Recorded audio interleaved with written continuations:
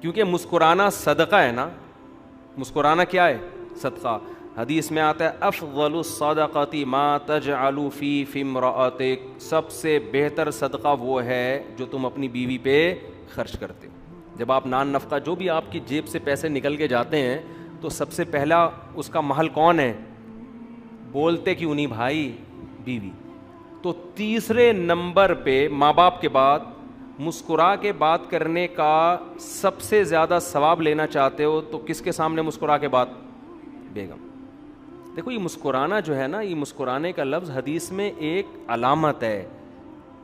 اس کا مطلب لازمی مسکرانا نہیں ہے، ایسا رویہ جس سے اس کا دل کیا ہو جائے؟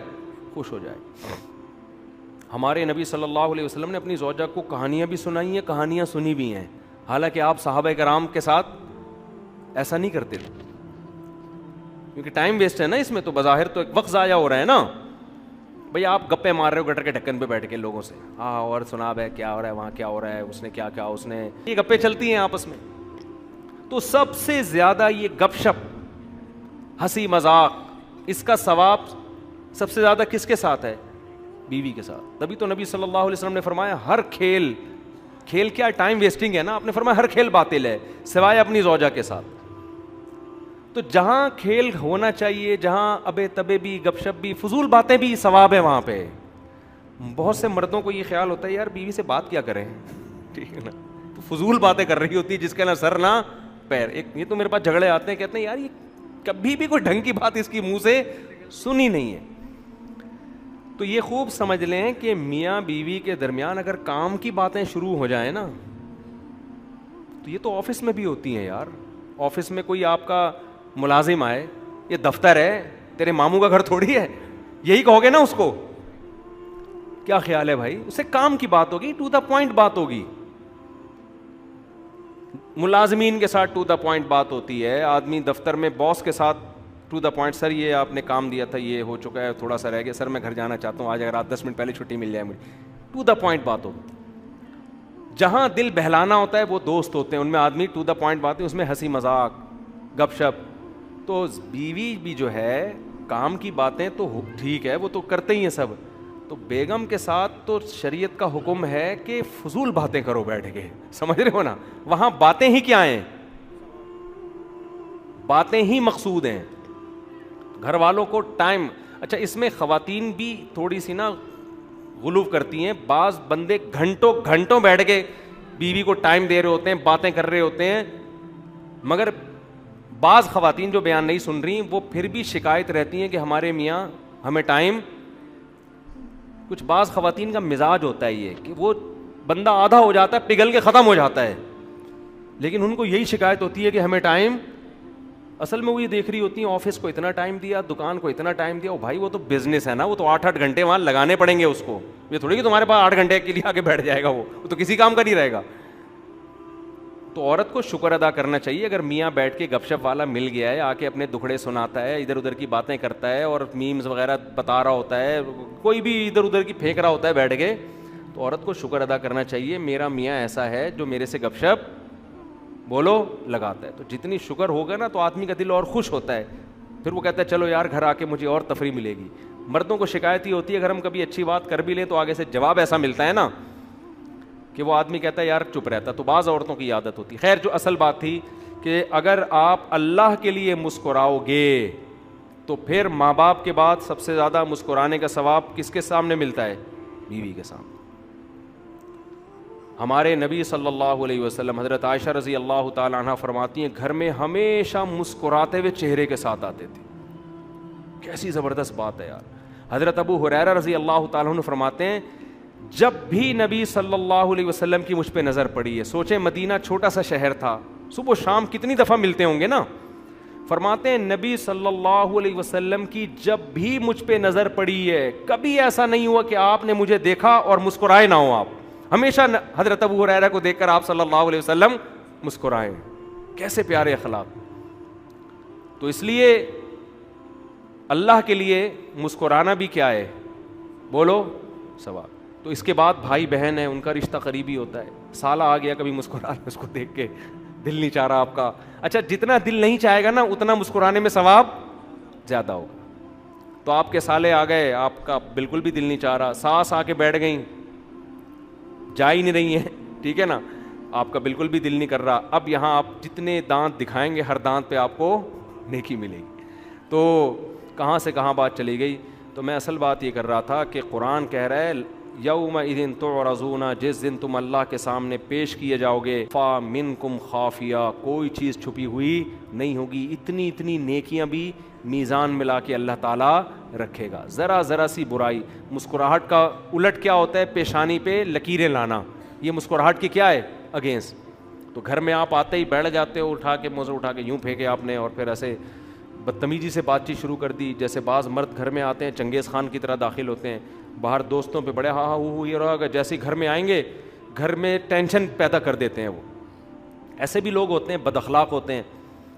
تو یہ بد اخلاقی, یہ پیشانی پہ سلوٹیں, یہ سب کی سب میزان میں لکھی جا رہی ہیں. دیکھو نبی صلی اللہ علیہ وسلم کی مجلس میں نابینا صحابی آئے تھے, تو آپ کی پیشانی پہ ناگواری کی وجہ سے چند لکیریں آ گئیں. فوراً قرآن کی آیتیں نازل ہوئی نا, عبسا وتولی, آپ کی پیشانی پہ ناگواری کیوں ہوئی. اس کا مطلب اللہ پیشانی کی لکیروں کو بھی کیا کر رہا ہے, نوٹ کر رہا ہے کہ یہاں آپ لکیریں نہیں آنی چاہیے. تو ہم نے بڑے بڑے علماء کو, بزرگوں کو دیکھا ہے کتنی مصروفیت ہوتی ہے, لیکن گھر والوں کے ساتھ ان کے اخلاق بہت اچھے. اور دنیا پرست آدمی کیا کرتا ہے, دوستوں میں تو بہت انجوائے کرے گا, اور دوستوں میں بھی انہیں کو جس سے کچھ مالی فائدے کی امید ہو. جہاں فائدے کی امید نہیں ہے وہاں دوست بھی 2 ٹکے کا نہیں رہتا. وہاں دوست بھی, ایک انگریز کا مقولہ ہے کہ آپ جب دوستوں پہ پیسہ اڑا کے ختم کر دیتے ہو نا, تو پیسہ تو جاتا ہے, دوست بھی کیا ہو جاتے ہیں, شارٹ. جنہیں دوستوں کو کھلا کھلا کے اڑائی ہیں نا دعوتیں, تو آپ یہ سمجھتے ہو ان سے دوستی مضبوط ہو رہی ہے, تو پیسہ بھی گیا اور دوستی بھی گئی. سمجھتے ہو گے نہیں سمجھتے. تو کھلاؤ, یہ بھی کس کے لیے, اللہ کے لیے. تو اتنا کھلاؤ جتنا اللہ خوش ہو رہا ہے. تو اللہ اتنا ہی کھلانے میں خوش ہوتا ہے کہ بیوی بچوں کا حق اس میں ضائع نہ ہو. اتنا کھلا دیا کہ ان کو مرنے کے بعد پاؤں میں چپل بھی نہیں ہے پہننے کے لیے, اس کھلانے پہ اللہ خوش نہیں ہوتا. کل ایک خاتون نے پوچھا تھا نا کہ میرے شوہر میری بہن سے اتنے فری ہو گئے ہیں. میں نے پہلے تو ہلکا لیا اس کو کہ بھائی چلو رشتہ داری ہے, بہن ہے میری, اچھے اخلاق کے ہیں, لیکن اب مجھے شک ہونے لگا ہے کہ یار یہ کیا ہو رہا ہے بھائی. اب اس کے دل میں خیال آ رہے ہیں بہن بھی فری ہو رہی ہے, بہنوں ہی سے بڑے فری ہو کے کہنے شاپنگ کرنے چلے گئے ایک دن. تو میں نے اپنے میاں سے پوچھا کہ بھائی یہ کیا ہو رہا ہے, کہ میری نیت پہ شک کرتی ہو, میری نیت پہ, میں کوئی غلط ہوں. تو میں تو پھر الٹے مشورے دینے میں ماہر ہوں. میں نے اس خاتون سے کہا, آپ اپنے شوہر سے کہیں ہاں آپ غلط ہیں, یہ ٹوپی ڈرامے کسی اور کے سامنے کرنا. آپ غلط ہو یا نہیں ہو, جب بیوی کو تکلیف ہو رہی ہے, اس کے دل میں وسوسے آ رہے ہیں, تو چھوڑ دو نا اس عمل کو. کیوں اس سے فری ہو رہے ہو بھائی آپ؟ یہی کام آپ کی بیوی شروع کر دے. اب میں اس کی بیوی کو یہ مشورہ تو نہیں دوں گا کہ آپ کے شوہر کا دوست آئے, آپ کو چلو شاپنگ پہ چلتے ہیں ہم دونوں اکٹھے. بہت خوشی ہوئی آپ سے مل کے. اور پھر وہ انگریز یہی لبرل پنے کی انتہا کو پہنچ گیا یہی کر کر کے. شروع میں وہ دوستوں کی بیویوں سے ملتے تھے, نائس ٹو میٹ یو, کہ nice to meet you too کر کے, بڑے مل رہے ہیں آپس میں, گلے ملنا شروع کر دیے انہوں نے کہا ہماری نیت ٹھیک ہے, گلے مل رہے ہیں, کوئی مسئلہ نہیں ہے. پھر ہوتے ہوتے بچے بھی پیدا ہونا شروع ہو گئے, کہ ہماری نیت میں کوئی فرق نہیں, بچے پیدا ہو رہے ہیں, تو بچے تو نسل بڑھانی ہے, تو چلو اس طریقے سے بڑھ جائیں گے. ہوتا کیا ہے, یہاں تک ہو گیا کہ ابھی ایک شادی مجھے علم میں آئی, وہ گھر والوں نے بتایا کہ یہ دیکھیں کہ یہ عجیب سی شادی ہے. ان کو پتہ ہی نہیں تھا بیچاروں کو ایسا بھی ہوتا ہے یورپ. 16 سال کا بچہ ہے انگریز کا, اپنے ابا اماں کی شادی کی دعوت دے رہا ہے لوگوں کو, میرے ڈیڈی کی میری مما سے شادی ہونے والی ہے. سمجھ رہے ہیں؟ میں نے کہا کہ اس پہ خوش ہونا چاہیے کہ اس کے ڈیڈی کی اس کی مما سے شادی ہو رہی ہے. بہت غیرت مند ہے انگریزوں میں, یہ غیرت کے اعلیٰ معیار پر ہے کہ اس کے ڈیڈی کی شادی اس کی مما سے ہو رہی ہے. یہ تو جنت میں جائے گا ان کے حساب سے. غیرت مند ہے بھائی. آپ کے ڈیڈی کس سے شادی کر رہے ہیں؟ آپ کی امی سے, ورنہ آپ کے ڈیڈی کی شادی کسی اور کی مما سے ہوگی. یار یہ کلچر ہو چکا ہے. تو یہ تو بہت نیک آدمی ہے جس کی کہ اس بچے کے ابا کی شادی بال اتفاق کس سے ہو رہی ہے؟ اس کی امی سے ہو رہی ہے. اس میں فائدے ہیں نا, کرسیاں ورسیاں لگائیں گے ابا اما کی شادی میں. تو اس لیے براڈ مائنڈڈ بننے کی ایک لمٹ ہے. تو آپ کے گھر میں سالی آ گئی, ٹھیک ہے, اگر اس نے سلام کیا, آپ سلام کا جواب دے دیں. اول تو اس پہ پردہ لازم ہے, مرد پہ پردہ لازم نہیں ہوتا. اس نے سلام کر لیا, آپ نے وعلیکم السلام. بہت زیادہ ہو گیا, آپ خیریت سے, اپنی بیگم کی موجودگی میں پوچھ لیں آپ خیریت سے, الحمدللہ ٹھیک ہے, اپنا خیال رکھیے گا بس. بھابھی سے بھی اتنا فری ہو سکتے ہو آپ. اب ایک صاحب مجھے کہنے لگے مصعب اب بھابھیوں کے بارے میں, ہم اب بھابھی بعض دفعہ ساتھ بیٹھی ہوئی ہوتی ہیں, بیان کر رہے ہوتے ہیں, آپ اس طرح کی باتیں کر دیتے ہیں کہ بھابھی سے بھی ریزرو رہیں, آپ فری نہ ہو, تو ہمیں عجیب سا محسوس ہوتا ہے. بعض لوگ یہ کہہ رہے ہوتے ہیں نا کہ جوائنٹ فیملی میں بیٹھ کے بیان سن رہے ہوتے ہیں نا بعض لوگ, تو بھائی بھابھی سے بھی آپ ٹھیک ہے, گھر میں جوائنٹ فیملی ہے, خیریت پوچھ لی, انہوں نے آپ سے چائے کا پوچھ لیا, کافی ہے, سامنے بیٹھ کے فری ہونے کی ضرورت نہیں. تو وہ صاحب مجھے کہنے لگے آپ ایسی باتیں, جیسے میں نے ابھی کر دی نا یہ بات, ہم فیملی سے ہمارا بہت, میں نے کہا ٹھیک ہے پھر میں بیان میں اس طرح سے کہوں گا کہ جو اپنی بھابھی کے ساتھ بیٹھ کے بیان سنیں پلیز کائنڈلی تھوڑی دیر کے لیے دوسرے کمرے میں چلے جائیں, میں بھابھی کے بارے میں بات کرنے والا ہوں. جب بھی کسی پہ اعتراض کریں نا تو پہلے سوچ لیا کریں کہ اس کا آلٹرنیٹ ہم مفتی صاحب کو پہلے سے کوئی بتائیں, یا یہ مفتی صاحب یہ مسئلہ ہی بتانا چھوڑ دیں, تو کوئی آلٹرنیٹ ہو تو بتائیں, نہیں ہے تو پھر چپ کر کے سن لیا کریں. ہمارے یہاں بس یہ جو اعتراض آئے پارسل کر دو, پارسل کر دو, سوچتے ہی نہیں ہے کہ اگلا کے پاس اس کے علاوہ کوئی آپشن نہیں ہے. تو میں یہ کر رہا تھا جہاں مسکرانا افضل ہے تو اب آپ کیا کرو گے اللہ کے لیے. اچھا اس میں ایک غلو یہ ہوتا ہے کہ یونیورسٹیوں میں بعض لوگ دیندار بن جاتے ہیں, داڑھی رکھتے ہیں, پگڑی ہوتی ہے, تبلیغ میں وقت لگا رہے ہیں, شلواریں ٹخنوں سے اوپر آ گئیں, تو ان کے کلاس فیلو میں کوئی لڑکی ان سے بات چیت کرتی ہے تو وہ تھوڑا بدتمیزی سے, روٹھے لہجے سے جواب دیتے ہیں, اور وہ یہ سمجھتے ہیں کہ اس بدتمیزی سے بات کرنے پر ہمیں ثواب ملے گا. دیکھو اس سے دینداروں کا امیج بہت خراب جاتا ہے. ایک فری ہونا ہے بری نیت سے, وہ فری ہونے کی اجازت نہیں ہے, لیکن ایک خوش اخلاقی سے, اتنی خوش اخلاقی جس سے کم از کم آپ کا امیج برا نہ جائے, یہ ضروری ہے. کیونکہ بعض لوگ نا اس میں بڑا غلو کرتے ہیں, کوئی بھی جوان لڑکی آپ سے بات کر, ابھی ایک دن کیا ہوا چند سال پہلے, کوئی لڑکی بیچاری بائک پہ پیچھے بیٹھی ہوئی ہے, تو بائک گری, وہ لڑکی بھی گر گئی, اس کی شلوار پھٹ گئی یہاں سے, سڑک پہ گھسٹ گئی. اب کیا ہے کہ وہ 2-3 داڑھی والے کھڑے ہوئے, قریب ہی نہیں جا رہے, نامحرم ہیں. اور انہوں نے اپنے استاذ کو بھی بتایا, ان استاذ نے کہا بالکل صحیح کیا بھائی, ہم کسی کو, ان کے استاذ نے ان کو کیا نصیحت کی کہ ہم جو ہے کسی کی ٹینشن دور کرنے کے لیے خود جہنم میں نہیں جا سکتے. یعنی اس لڑکی کو آپ اٹھاتے, نامحرم کے جسم پہ ہاتھ لگتا تو وہ تو بچ جاتی ٹینشن سے, ظاہر ہے وہ بیچاری سڑک پہ پڑی ہوئی, لیکن تم کہاں جاتے, جہنم میں. میں نے کہا ایسا نہیں ہے بھائی, وہ ایک لڑکی چاہے وہ جوان ہو چاہے وہ بوڑھی ہو, جو بھی ہے سڑک پہ پڑی ہوئی ہے تو اس کو اٹھا کے بٹھانا ہے, اس کو کپڑا پہنانا ہے, اس کو ایمبولینس میں ڈالنا ہے. اب یہ تھوڑی کہ وہاں محرموں کا انتظار کیا جائے گا, جی اس کے حضرات ایک خاتون ہیں, یہ آئی ڈی کارڈ نمبر ہے, جو محرم مارکیٹ میں اویلیبل ہیں وہ آ جائیں اس کو اٹھانے. یہ تو بیوقوفوں والی حرکتیں ہیں نا, یہ سب باتیں کرنی پڑتی ہیں کہ اعتدال نہیں ہے نا, بات کا مطلب نہیں سمجھتے, غلو کا شکار ہو جاتے ہیں. تو وہاں تو آپ اٹھاؤ اللہ کے بندو اس کو. دیکھو صحابہ کرام نے بعض جاسوس عورتوں کو پکڑا ہے, ان کی مکمل تلاشی لی ہے, وہاں یہ نہیں کیا کہ چونکہ نامحرم ہیں اب وہ بم رکھ کے جا رہی ہے نامحرم, یا وہ کوئی جاسوسی کا پرچہ لے کے جا رہی ہے, تو تلاشی لی جائے گی اس کی. تو سیکیورٹی کے اصول کچھ اور ہوتے ہیں, ضرورت کے اصول. ڈاکٹر ہے وہ آپریشن ہی نہیں کر رہا کہ نامحرم ہے, ابے بھائی مر رہی ہے, پیٹ پھاڑ اس کا, کاٹ اس کا پیٹ, یا اس کا جناب ہارٹ اٹیک ہو رہا ہے. اب محرم کا تھوڑی لیڈی ڈاکٹر کے, جی اس کے جو کوئی محرم ڈاکٹر چاہیے اس کے لیے, اس کے چچا فون کر کے پوچھو چچا نے میڈیکل کالج سے ابھی ایگزام پاس کر لیا کہ نہیں کر لیا ہے. جان بچانا ہے تو جیسے تیسے ممکن ہو. یہاں تک فقہاء نے لکھا ہے کہ عورت جب عدالت میں گواہی دینے کے لیے جائے گی تو اگرچہ وہ اسکارف لیتی ہے, پردہ کرتی ہے, لیکن جج کے سامنے وہ چہرہ کھول کے گواہی دے گی, اس لیے کہ وہاں یہ خطرہ موجود ہے کہ برقعے میں کسی اور کو اٹھا کے گواہی دلوا کے لے گئے آپ.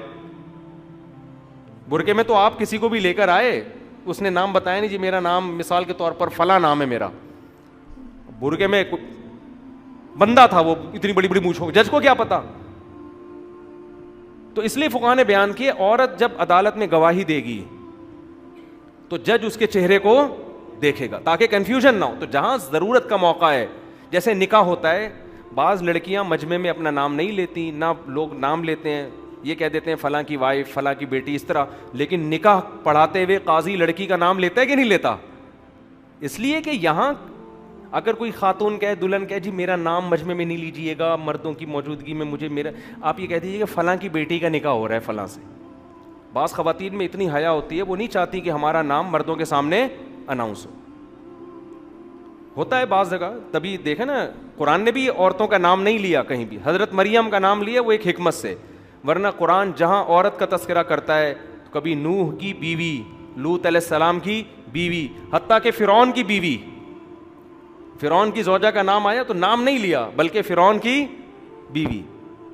تو قرآن جہاں بھی عورت کا نام نہیں لیتا. اس سے پتہ چلتا ہے کہ خام خام مجمع میں عورت کا نام لینا حلال حرام کا مسئلہ نہیں ہے, لیکن ایک جن عورتوں کی طبیعت میں حیا زیادہ ہوتی ہے وہ اس بات کو پسند نہیں کرتی. اس کا حلال حرام سے تعلق نہیں ہے, لیکن پسند نہیں کرتی. وہ لوگ بھی اپنی بیٹیوں کا نام مجمع میں لینا پسند نہیں کرتے, بس یہ کہہ دیں گے میری بچی, اتنا کہہ دیں گے. لیکن نکاح میں ایسا نہیں ہے کہ آپ کہیں فلانی کی بیٹی کا, میں نے اس آپ سے کی بات نہیں کر رہا, یہ ہاں قبول ہے نہ بول دیں تو یار بیٹھے ہوئے بولے ابھی میں کہتا ہے کیا کہہ رہا ہوں فوراً قبول ہے, ایسے بول دیتے ہیں. تو فلانی کی بیٹی کا آپ سے نکاح کیا, کسی سے بول دے آدمی, ایسا نہیں ہے. فقہا کہتے ہیں پورا پورا نام لیا جائے گا. اسے کنفیوژن پیدا نہ کرو. ادب ایک حد تک اچھا لگتا ہے, حیا ایک حد تک اچھی لگتی ہے. جہاں حیا کی وجہ سے کنفیوژن ہو رہی ہے, بڑے مسائل پیدا ہو رہے ہیں, وہاں حیا نہیں بھائی, وہاں سیدھا سیدھا نام. اب پتہ چلا وہ بیٹی سے نکاح کر دیا, اب دولہا کہہ رہا ہے, دلہن کو دیکھ کے یہ والی تو بولی نہیں تھی میں نے, میرا تو وہ فلانی سے چکر چل رہا تھا میرا. اب قاضی کہے گا ہم نے تو بھائی بیٹی بولا تھا, بیٹی تو یہ بھی ہے اور وہ بھی ہے, تو یہ لڑائی ہوگی نا. پتہ کیا چلے گا کس سے نکاح ہوا ہے؟ تو پورا پورا نام لیا جائے گا, باپ کا نام بھی بیٹی کا نام بھی. تو نکاح میں بھی ایسا ہی ہے, عدالت میں بھی ایسا ہی ہے, جج کے سامنے عورت چہرہ کھولے گی. اور اسی طرح کوئی خدا نخواستہ کوئی خاتون سڑک پہ پڑی ہوئی ہیں تو پردے کا خیال جتنا ممکن ہے کریں, باقی اس کو اٹھائیں. جسم کو ہاتھ لگانا پڑے تو ہاتھ بھی لگایا جائے گا اس کو. اور اسی طرح سیکیورٹی کے مسائل میں ایسا ہوتا ہے کہ کوئی جاسوس پکڑی گئی ہے تو ٹھیک ہے, پہلے تو یہ کہ عورت یہ کام کرے گی.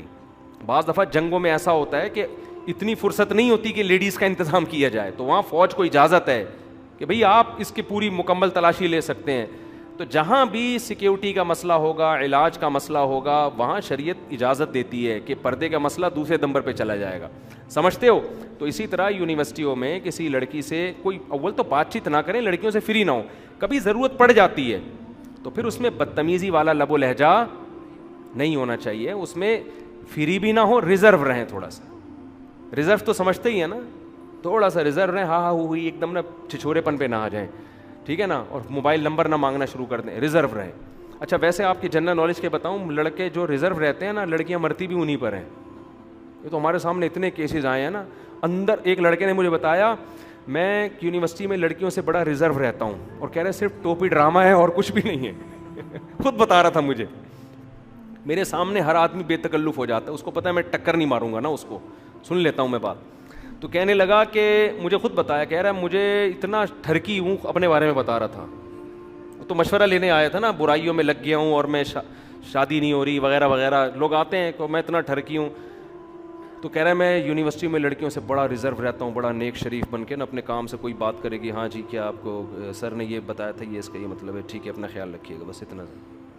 کہہ رہے اندر سے میرے دل میں اتنے لڈو پھوٹ رہے ہوتے ہیں کہ کوئی مجھ سے خود سے فری ہو. اور کہہ رہے لڑکیاں مجھے شریف سمجھنا شروع کر دی, اور زیادہ فری ہو رہی ہیں. کہہ رہے حالانکہ اپنے دل کی حالت کہہ رہے میں جانتا ہوں.